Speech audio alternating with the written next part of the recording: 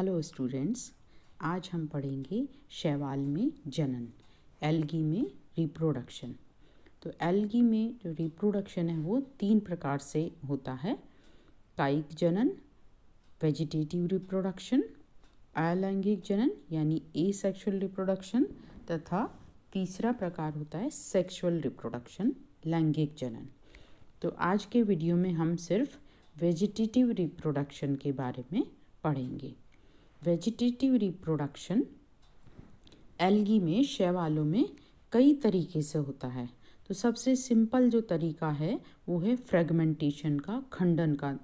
इसमें खंडन के द्वारा लगभग सभी प्रकार की जो एल्गी हैं, सभी प्रकार के जो ग्रुप्स हैं, उनमें खंडन के द्वारा जनन पाया जाता है।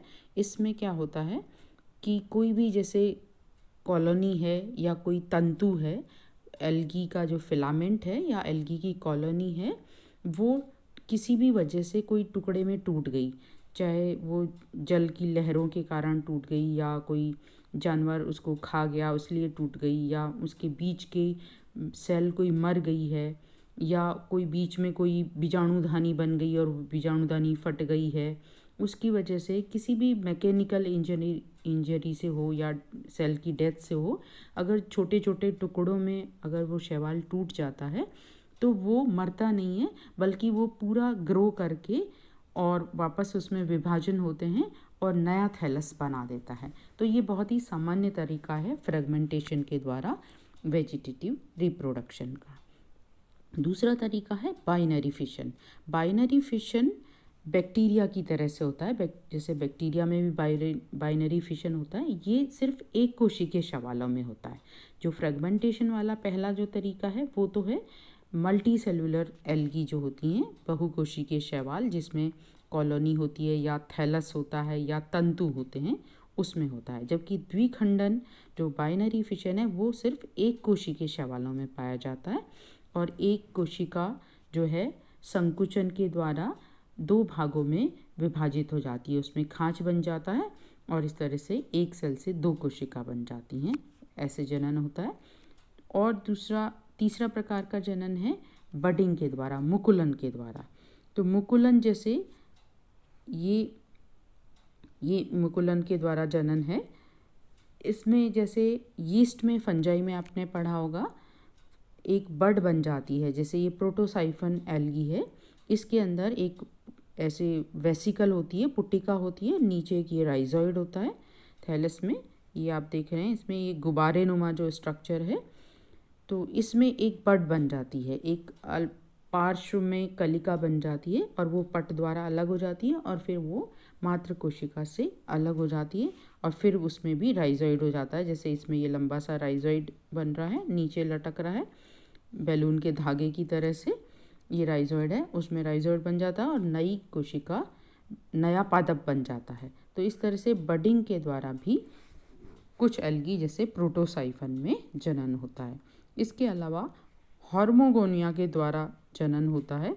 हॉर्मोगोनिया जैसे ये आप देख रहे हैं, इसमें एक छोटा सा टुकड़ा है, एक पूरा फिलामेंट है, जैसे ऑसिलेटोरिया में जो नील हरित शैवाल हैं, ब्लू ग्रीन एल्गी, उसमें इस तरह से जनन होता है। तो इसमें ये जो डार्क कलर की कोशिकाएं दिख रही हैं आपको, ये मोटी मोटी सी जैसे आड़ी लाइन जिसमें दिखा रखी है, ये डेड कोशिकाएं हैं एक्चुअली।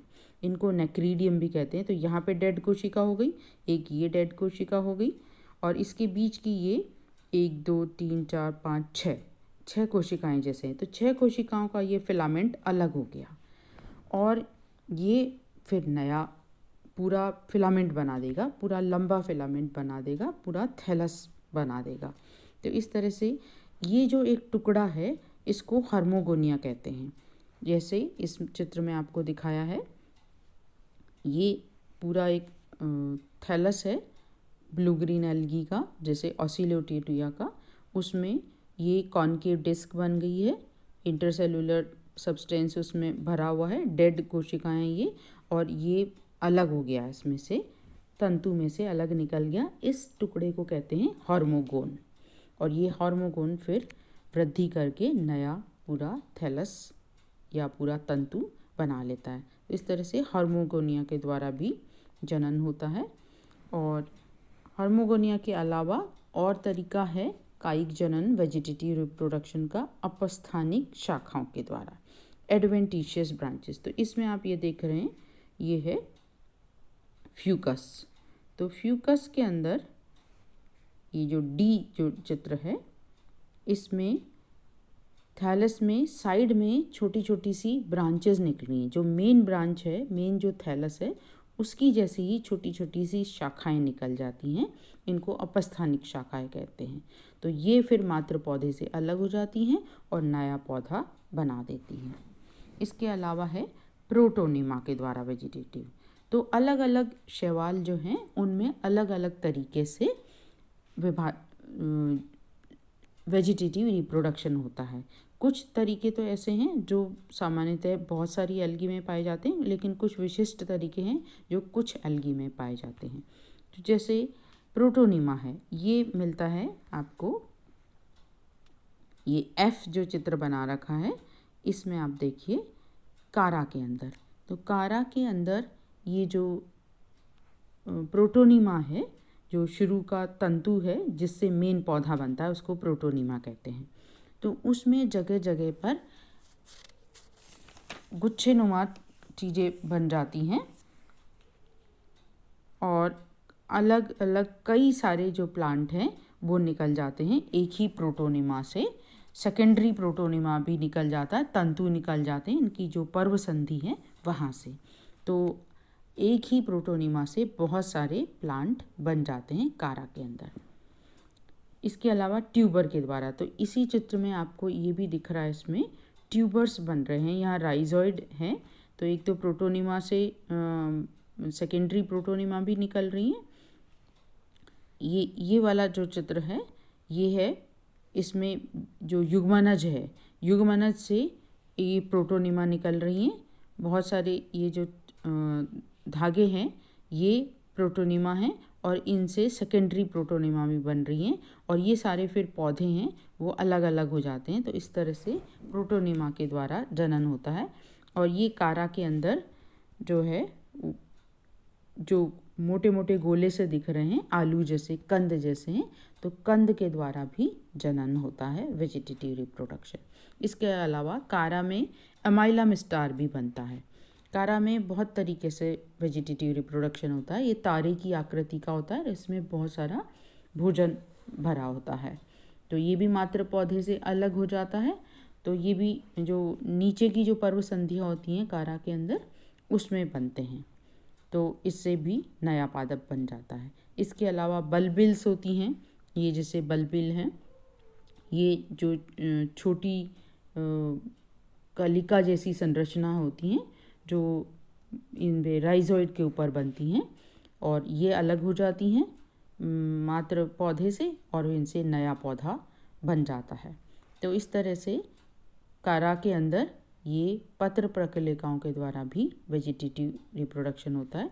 इसके अलावा प्रोपेग्यूल्स बनती हैं, और ये छोटी छोटी कोशिकाओं के समूह होते हैं ये, और इनके द्वारा भी जनन होता है।